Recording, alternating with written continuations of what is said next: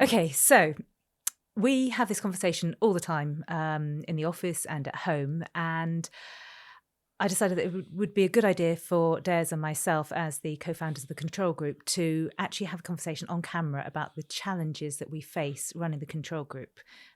Some rather unique challenges.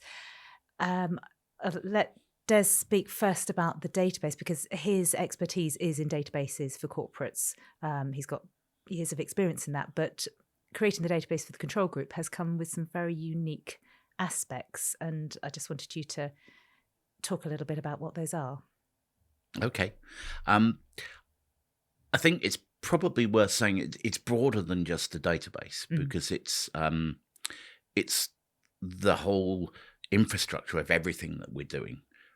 Beyond just the database, actually just getting the website up and running, getting the payment services up and running on there, getting the data infrastructure working in the background, and then all the challenges that go with all of that. And with a normal website, when you set it up, you kind of, you create your website, you set it up, you do all your search engine optimization, you build all your content for the pages.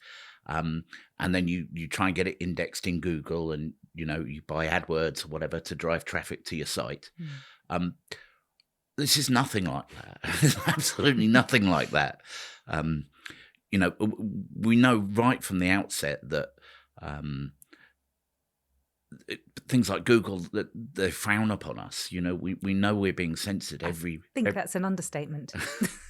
everywhere we're going. So you just have to think completely differently. We're so reliant on and so grateful for everybody that's actually sharing information and talking to friends and family.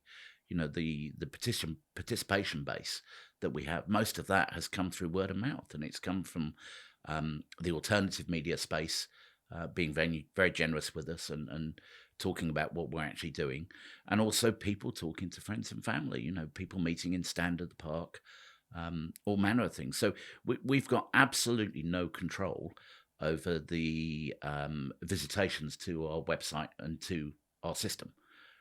So that was one of the first things. So and planning the infrastructure for that meant that we had no idea. Normally when you have infrastructure, you kind of, when you build out, you kind of can fathom when your traffic's coming from, and you can start to measure and monitor your traffic, and right, we've got 20 people that are hitting the site every day, 50 people, 100, and you can see the growth in it. Because we've been so reliant on sort of word of mouth and social media, we've had massive spikes in visitations, and we've had to plan for, just by one podcast, all of a sudden we could have a spike that's 3,000% of the traffic that we would normally have in a day in 1 hour. So, actually having the infrastructure to support all of that behind what we're doing, is a challenge. Fortunately, IT infrastructure and scalable on-demand infrastructure and stuff is in a much better place now, and we've been able to leverage a lot of that to do what we're doing. And then you've got paranoia, which we're all paranoid. We know we're constantly under attack. We know that we're being frowned on with what we're doing. We're only actually putting out a service and collecting information and democratizing that information. We're not actually doing anything wrong. We're actually, what we're doing is a great service. And coming under attack for it, and the paranoia with that, means that everything also has to be packaged in such a way that it's so portable. So, which is the other thing that we've done. We use a sort of what's called a containerized technology. We basically, everything is sort of in virtual machines and containerized, and we can move it anywhere. So it means that we've got great redundancy, and we've got redundancy baked in, so that we can spin up infrastructure whenever we need. What does redundancy mean? Because the majority of people, myself included, have no idea what you mean by redundancy. So if you think of redundancy like having a generator in your office or in your building, if the energy gets cut off, if if the grid goes down, or your power's gone. But having a backup generator means that you can turn that on and you're back up and running again, without the grid being there. And it's basically the same thing for us.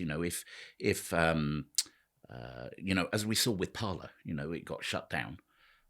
If you get shut down from one host, you need to be able to move that and port your application somewhere else very quickly. And that's really what we're talking about with redundancy. That's a bit like what happened with the payment system. Exactly. Which is the other thing as well. Yeah. I mean, the constant fear of being deplatformed. Again, it is an ongoing challenge as well. It's they're just crazy stresses that you wouldn't normally have to think about. Obviously, data security, privacy, those kind of things you always have to think about. They're things that everybody has to do. But I guess that's another thing that we've just kind of, with our paranoia, we have to take everything to another step.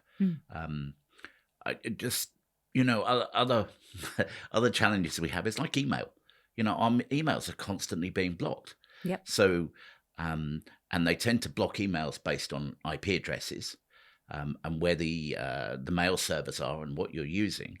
So, we've had to actually spin up our own mail servers, and we run them on our own infrastructure, and we can migrate that and spin that up anywhere else and move it around as we need to kind of fight back against some of this censorship. So does that actually get over the blocking? Because I know at the moment a lot of our emails are being blocked.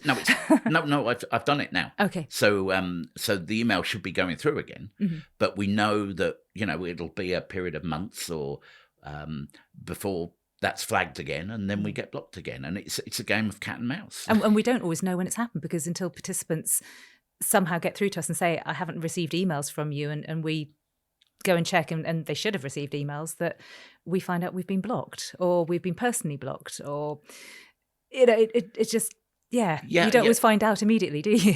Well, the thing is, you should do, because normally when you send out emails, you get bounce backs, that bounce back process enables you to actually say, okay, I know the emails aren't being delivered, and therefore I can deal with it. But what's happening, or what appears to be happening, is that emails are being blocked, but we're not getting the notifications that emails are being blocked. It's a bit like what we're seeing on social media with the shadow banning, where things are actually being you're allowed to post it, but it's not being shared. No, there's no eyeballs on it, which is happening with our Twitter. Exactly. And probably Facebook as well. Yeah. It's constantly being banned, blocked, and trying to have to find ways around and over. Yeah. Yeah. Yeah. It's it is a game of cat and mouse. It really is. And actually, you were saying about the spikes when we send out some sort of information, we get a spike of participants. That spike usually comes with something being triggered somewhere that goes, they're doing something. There they are. Let's block them in some way. So, there is a sort of a price to pay each time. Yeah, there is. And actually, it's probably worth talking about as well that, what people see of us, they only see the website where they put the data in. Yes. That's all they actually see. And for most people, that's what they think exists.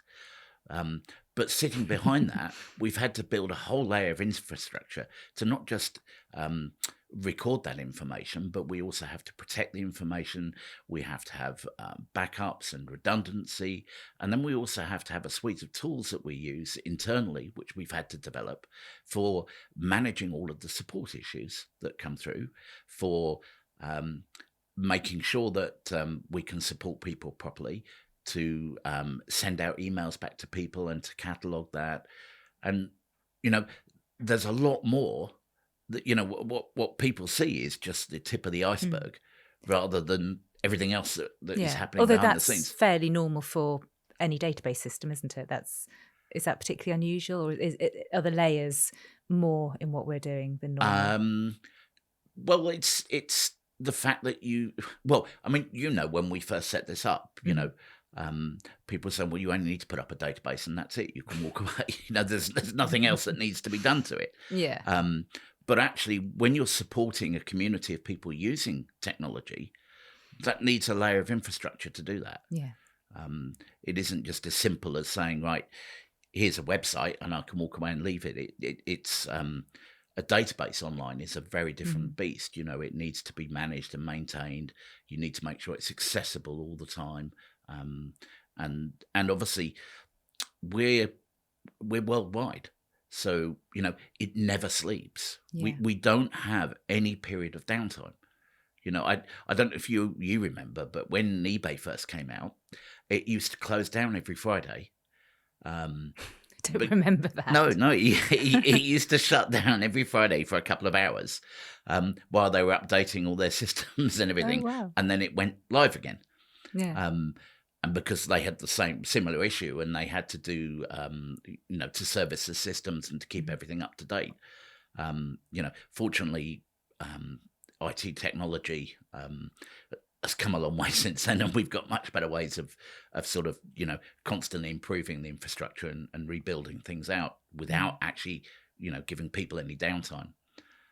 But being 24/7, 365 days a year or 366 days this year, that takes, we have to have processes to monitor that, to make sure it's working all the time, and to be available, to be responsive if there are any issues that happen as well. And of course, as you know, with our paranoia, you're constantly kind of worried about it. And then the other aspect of it is we have to be very protective over our data. Yeah. So, this came up on the call yesterday, where one of the participants was asking about how we protect against bots. Yes. Which was really interesting that other people are thinking about this as well, because we've seen already that people have been building technology to try and populate our database with rubbish information. So, as well as actually building the data, we're having to be guardians of that data and work really hard, building in processes and checks and audits to be able to keep that data accurate and up to date, and to fight back against attempts that people are doing to try and damage the integrity of it. Is that normal in database systems to have groups of people intentionally trying to damage your data? Does that normally happen, or are we just on a bigger scale? Because obviously we're having, constant attacks trying to damage the integrity of it. Okay, so what's really different is this is a worldwide accessible database. Most database systems generally are for businesses to use themselves internally. So it's only their internal staff that have access to it. So therefore, you don't have the challenge. I mean, you still have people putting garbage in, that's always the case. But it's generally someone's job to keep that accurate, and they're generally, held accountable if they do try and do anything to damage the data, or they don't do anything maliciously to try and damage the data. When I've built database systems in the past, you put checks in there to kind of keep the quality of the data there, but people aren't maliciously trying to damage the data. That's a different animal altogether.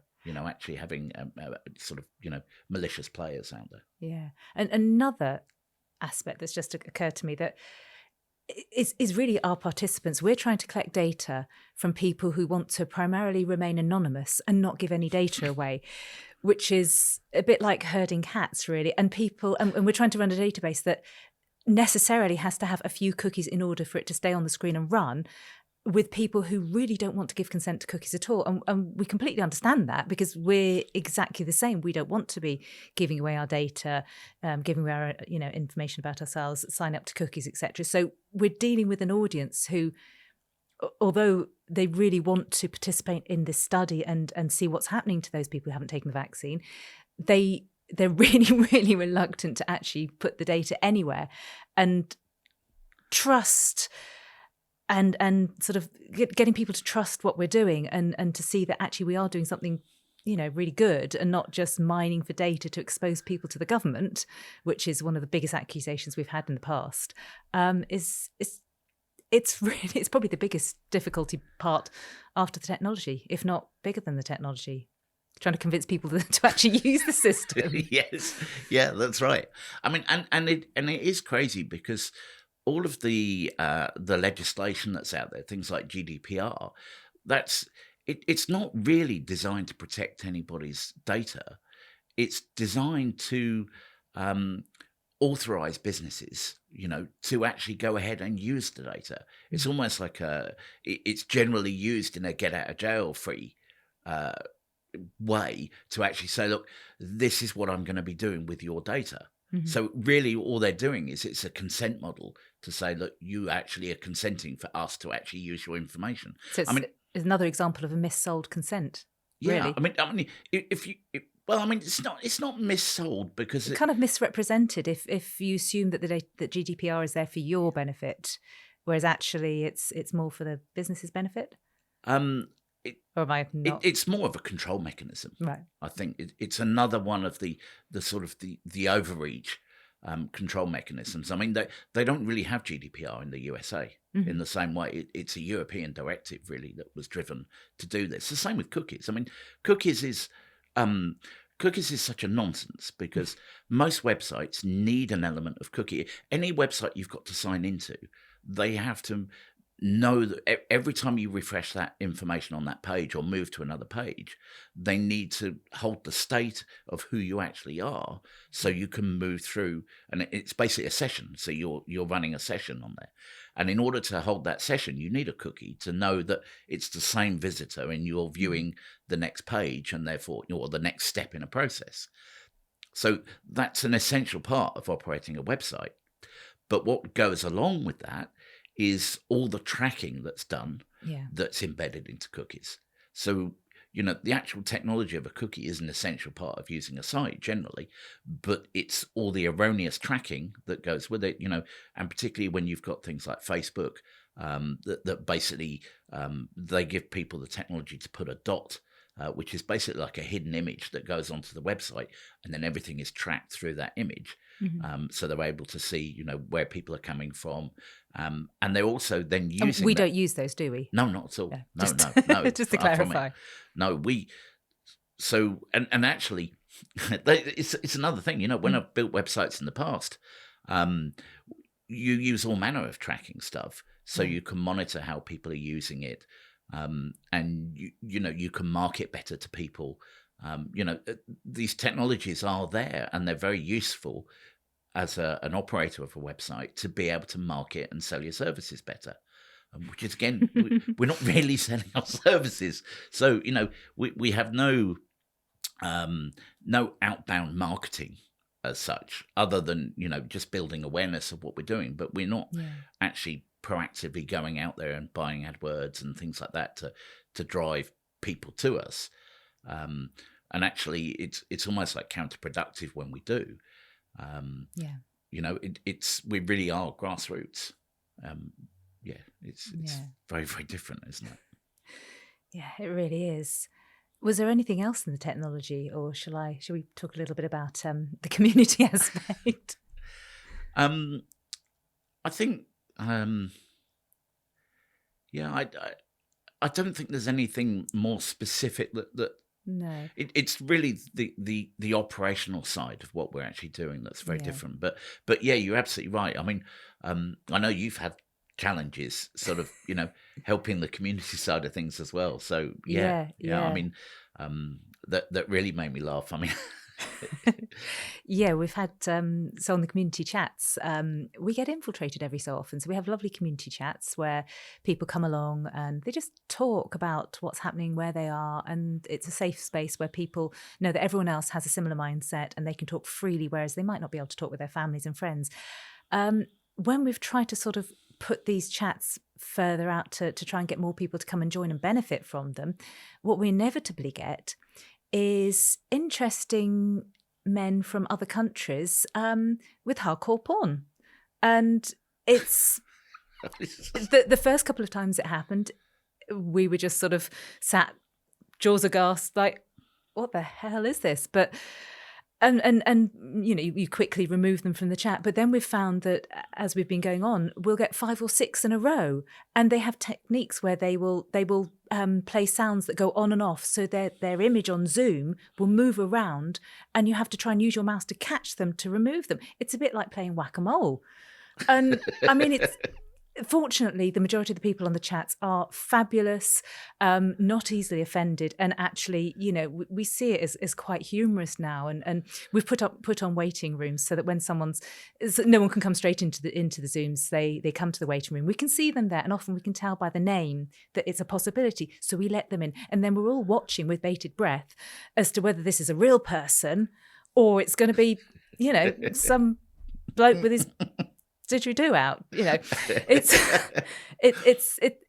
It's interesting, and actually, we all take it with good humour now, and we have questions that we ask people to assess. Sometimes it's a real person; they just haven't got their camera on, because they're a bit shy, and we don't want to sort of offend them by saying, are you going to do something horrible? What do you think that is? I mean, have you heard of other people suffering with issues like that? I know a few other organisations like us have had that. And the thing is, they seem to be different as well. So some of them are people just coming in with annoying videos. So they might suddenly start playing a video of a man eating crisps really noisily, which is right. Okay. is kind of odd. Other times we get live people coming in, and they'll be shouting and just making weird random noises. Sometimes they come in and will change their names to someone else in the chat, and will accidentally remove the wrong person from the chat, which is incredibly embarrassing. But they tend to come in groups. So there'll be one, then another one, then two. They're mostly from Asian countries. I mean, we've had a group of Asian men in a swimming pool splashing around. It's very odd. And I don't know what the purpose is other than to disrupt and maybe upset us and make us stop. And it doesn't. I mean, we're hardy. I mean, does it feel like it's coordinated to you? Is it? Well, I don't know how it works, because when we get them, we usually get more than one. So you'll get one person come in, we'll get rid of them, and then there's another 2 lined up in the chat, and we'll let them in because we don't know if they're real or not, and then another 2 or 3. So it's rarely less than one. You usually get a few at the same time. Now, I don't know if that's one person with multiple Zoom profiles, or is a company paying people, to go out and do this. I don't know. That's what I mean. Is it a coordinated attack? That is happening, and it's really, really bizarre, isn't it? What I don't think it is, thankfully, I don't think it is just weirdos who like to come and get off on seeing people talking. I think it is a concerted attack to disrupt our lovely, friendly, caring spaces. Yeah, it does feel like that. It does feel like that. I mean, maybe that's something that we need to look at as well, because, because bringing that back to the technology side of stuff, I mean, we can't, obviously we can't use normal mail services like Google and so on. Generally, we try and avoid that. And we run our own mail server in order to get around that. We run our own intranet server. So we have our own calendars and everything, and we use open source code to do that. And I have looked at in the past actually using an open source alternative to stuff like Zoom. It does work very well, and it would give us a lot more ability to actually start monitoring what's actually happening and see if we can see any patterns and stuff with it, because I can do a lot more with the back end. But the issue behind that is the perennial issue that we have with technology is that you're introducing another something new. And the people in our camp, as it were, are pretty resistant to technology. And throwing new technology is really off-putting. I mean, we've seen it with the new version of our system, and trying to get people to use an alternative to Zoom, which Zoom is mainstream, but it works really, really well. Going to something else that may not work, you don't know what it is. It's a pain. And actually, on Zoom front as well, another challenge we're having at the moment is that our automated email confirmations from Zoom aren't actually getting to our participants all the time. So, are we being shadow banned or blocked there? We constantly have issues, and in a normal company, I think you'd just say, well, it's a technological issue. In our company, it's, well, is it a technological issue, or is there someone out there actively trying to do something to us? Paranoia? Yeah. Or are we just being paranoid and the internet's not working very well today? Normally, when you find your mails being blocked, and our mails being blocked, not the newsletters and stuff we're sending out. It's just regular email that you're sending to people that's being blocked. And when we actually reach out, I mean, we've done that with Microsoft, and we've reached out, and they have a service that you can reach to and actually say, look, remove me from spam, and this isn't spam, and they've refused to unblock us. And they've said, no, we're not unblocking it. So bloody hell. Yeah, it is. We're really fighting against all of them. So the technology that we need to use, they've got things in place to stop us using it at every turn, at every corner, every turn. They have, but like I said, it's a game of cat and mouse. It's you just have to plan for how you're going to deal with this, and you have to be very fluid so that you can actually move and migrate around. That's what I was talking about with actually being able to have these sort of redundant services and these backup plans, so that you're able to sort of migrate away and use different services and use different hosting providers and so on as you need to, in order to actually to keep everything uninterrupted and operational. But the main thing that all of this does is it actually costs us a hell of a lot more to run this than it should, because we spend twice as much time doing something, having to redo it because it didn't work, because it was blocked, shut down, recreating it, working ways around it. It makes it much more costly than your normal system, more time consuming, and actually quite demoralizing at times, because just as you think you're getting somewhere, your PayPal gets shut down, and you've got to start everything again and redo everything. It's hard knowing that at any point something could go through no fault of our own. It is a constant worry. That's for sure. I mean, I think you quite enjoy it, though. I was going to say, you know me, I'm in a sadistic way. I'm a bit perverse with things like that. Yeah. I actually quite enjoy the challenge. Yeah. I find that actually, it is kind of problem solving, and it is like having a game of chess. Yeah. Or whack-a-mole. Like you said, yeah. So the challenges can be fun, but they do slow you down as well. I mean, we've only got limited resources, and so you're not able to progress as quickly as you want to with things, because you're fighting all of these other battles simultaneously. Yeah. And actually, talking of resources, the other major issue that you would have in the future, at the moment we haven't got that issue, is in terms of the IT team. So we've got an IT team that's very small, smaller than needed actually, but to actually bring anyone else on board would have so many issues, because of trying to find someone that has the skill that you can trust, because it would be so easy for someone to come in and actually mess with the internal system if they're working on it. Well, you see, we can deal with that. What we actually have is we have development platforms which we use, where we write all the code and we test it on a development platform first before it goes into production. So we can bring in other people and we can allow them to use and work through the development platform. But we have a very small team of people that have access to the production platform. Yeah. And that's the bit you couldn't really expand at all. And that's ever. that we really have to make sure that we've got only really trusted people that have access to that. Yeah. Absolutely. So even employing people is but difficult. Small teams. I listened to a podcast the other day with Mark Anderson. He was the guy that built Mosaic and set up Netscape. So the first internet browsers, basically, and he was talking about the concept of and the sort of the joke that goes around quite regularly that if your development team needs more than 2 pizzas to feed them, then you've got too many people working on a project. Or a very hungry development team, knowing IT men. Yes, that's right.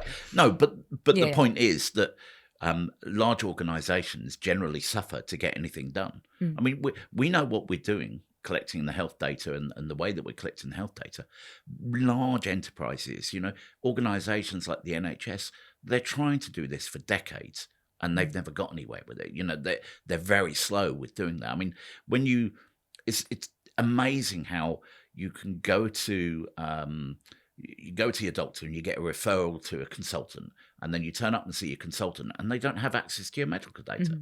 So they actually don't know anything about you when you turn up. That seems crazy to me that, in 2024 now, we still struggle with these crazy things in a system that just has one governing body, the NHS. I mean, it's nuts, isn't it? But I mean, you and I have both worked in organisations, large organisations in the past, where we've seen how the IT works and how it's not connected. And, it's so disjointed. We both know just how bad it is. The bureaucracy behind it and all that. But it's these large enterprises that never get anything done. Yeah. It's the small, agile groups that are actually able to make big difference. That's why, what we're doing is so disruptive, because we're able to, although we can't move as fast as we want, and it does take a long time to do what we're doing, and we have, a lot of constraints in terms of the resources and finances to do what we want to do, and we have to manage the purse strings very carefully to do that. It is, nevertheless, having a small team is actually how you get things done. Absolutely. Well, I think on that note, before we need to get some stuff done, don't we? Yeah, absolutely. And before you start talking too much about the database, because actually, on one final note, one of the things that we have to do is not talk too much about the actual infrastructure, because we have to keep that super secret, to keep its integrity. Yeah. So I mean, that is, that is one of the aspects. I mean, we do some testing and things like that, but and we do use some external tools to do penetration testing and stuff like that on the system. But yeah, absolutely. A large part of security is hush. It is keeping quiet about it. Yeah. Brilliant. Well, I think that covers most of the challenge that we have. Thank you. All right.